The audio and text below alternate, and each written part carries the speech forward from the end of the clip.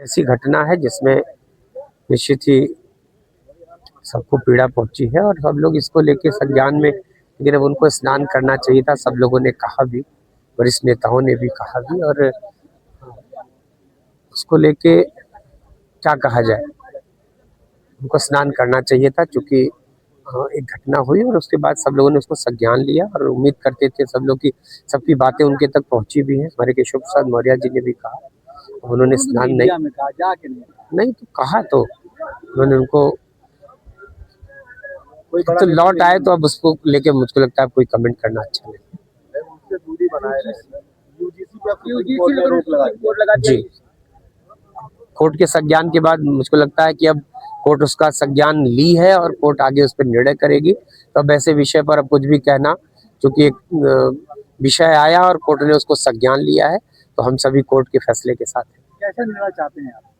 निर्णय जो कोर्ट कर, मैंने कहा ना, मेरी अपनी बात का है आप ले रहे हैं। जो भी घटनाक्रम होता है, कोई निर्णय होता है, कोई संस्था कोई डिसीजन लेती है, समाज के लोगों को उस पर आपत्ति थी और संज्ञान लिया कोर्ट ने, तो मुझको लगता है कोर्ट का एक अच्छा फैसला आपको सुनने को मिलेगा। का विरोध हो रहा था, विरोध क्या है? तो विरोध हुआ तभी तो कोर्ट ने संज्ञान लिया ना, तो कोर्ट ने संज्ञान लिया है। अब उसके बाद अब उसको हमारे आपको किसी को भी कुछ भी कहने का अधिकार उस विषय पर नहीं है।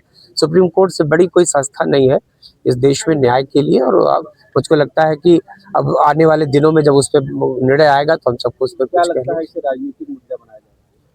गलत था जो भी सोच के किया एक संस्था ने, यूजीसी जैसी संस्था ने अगर उस पर कुछ सोचा और उसको समाज ने जिन अर्थों में लिया, तो आगे उस पर निर्णय आपके सामने आएगा।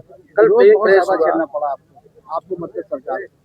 तो विरोध, अगर समाज को किसी बात से पीड़ा है तो समाज ने अपना विरोध प्रकट किया और कोर्ट ने संज्ञान लिया, दोनों चीजें हो गई, तो आगे देखा जाएगा। अखिलेश यादव भी SIR को कह रहे हैं, अब जो है उसको दूसरे रूप में इसको यूज किया जा रहा है, उसकी मैपिंग में गड़बड़ी। देखिए, अखिलेश यादव जी, SIR एक ऐसी प्रक्रिया है निर्वाचन की, आप सब लोगों को याद होगा कि 2003 में ये काम हुआ था। 2003 की वोटर लिस्ट को आधार बना के फिर से अब वोटर लिस्ट को शुद्ध करना समय की जरूरत होती है। न जाने कितने नाम ऐसे पड़े थे, आपने मृतकों का नाम देखा ना, बहुत बड़ी संख्या में मृतकों के नाम हटाए गए, शिफ्टिंग किए लोगों का नाम हटाया गया। जो लोग कहीं आज नौकरी करने शहर में आते हैं, कल को कहीं और चले जाते हैं, बेटियां ब्याह के अपने दूसरे घर चली जाती हैं, उन सबके नाम पड़े रहते हैं। तो मुझको लगता है कि पारदर्शिता के लिए और वोटर लिस्ट की शुद्धता के लिए, समाज की भलाई के लिए ये काम है और निर्वाचन आयोग का काम है। और पूरे समाज ने बड़े अच्छे मन से, सहज मन से इसमें साथ भी दिया। परिणाम आपके सामने, ड्राफ्ट लिस्ट आ चुकी है। अब उसमें जो कमियां उसको और भी दूर करने के लिए देखिए, विपक्ष का काम इस देश में सिर्फ सियासत करना, सिर्फ ऐसे मुद्दों पर, किसी की मौत पे भी राजनीति हो सकती है, ये बहुत ही दुखद है।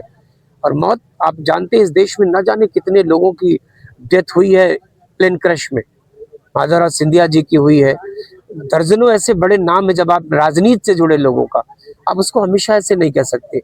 एक दुर्घटना हुई है, निश्चित ही एक अपूर्णीय क्षति है उप मुख्यमंत्री के रूप में, और इसके पहले भी एक लंबा राजनीतिक जीवन रहा है पवार जी का। एक दुखद घटना है और दुख की इस घड़ी में उस परिवार को सहारा देने के बजाय लोग उनके घाव पे नमक छिड़कने का काम कर, उसके दर्द को और बढ़ाने का काम कर रहे हैं। दुखद है और निंदनीय है। बता दें कि शंकराचार्य जी के प्रकरण को लेकर क्या उस घटना का भी पटाक्षेप हो गया है।